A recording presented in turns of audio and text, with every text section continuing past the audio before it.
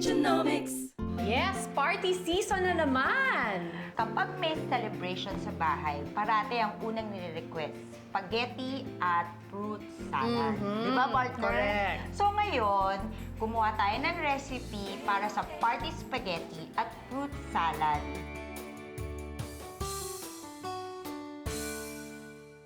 Meron tayong bacon cheeseburger Wow. spaghetti. Sounds Naku, good, diba? partner! Exciting! Bacon cheeseburger. Habang daldal ako ng daldal, pinagsama na niya ang aming ground beef, salt, pepper, mix and form into patties. Ayan na siya.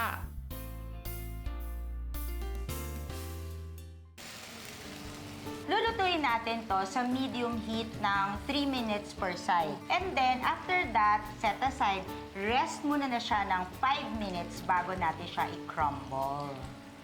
After 5 minutes, yan, rested na siya. Kina-crumble na ni partner. Now, let's start making our sauce. Una natin gagawin ay saute natin ang onion. Now, let's add our Del Monte Filipino-style spaghetti sauce. Ito ang kukumpleto sa ating red sauce because of its sweet, meaty, and cheesy taste. Simmer natin for 5 to 8 minutes. Tapos add na natin ang ating salt and pepper. Thank you, partner.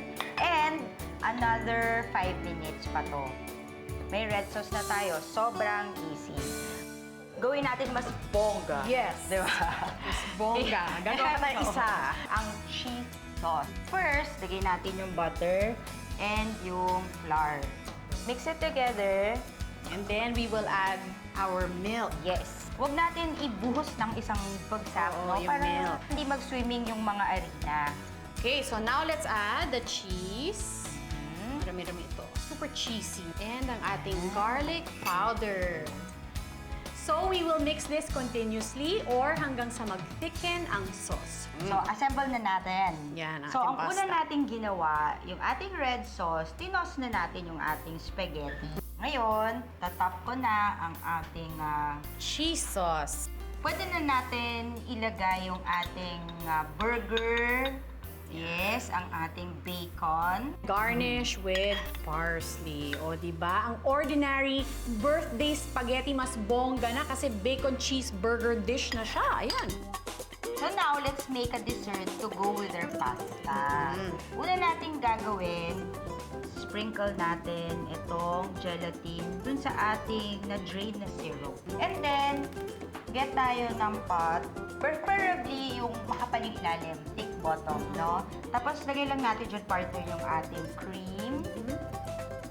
Then, yung ating evap. Then, asukal.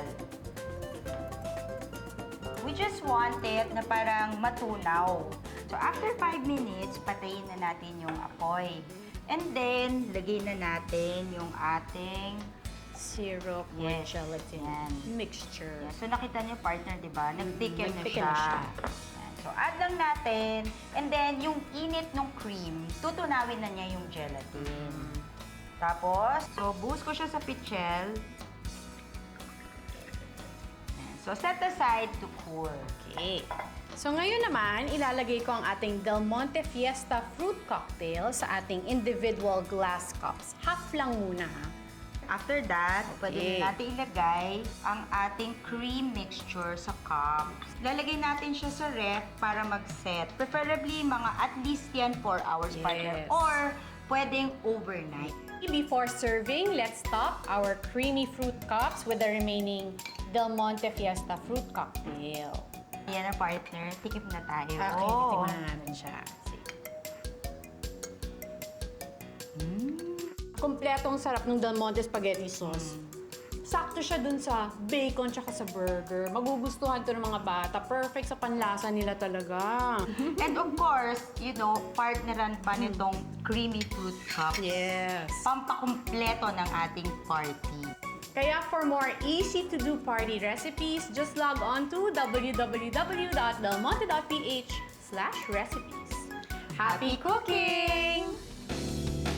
Del Monte Kitchenomics.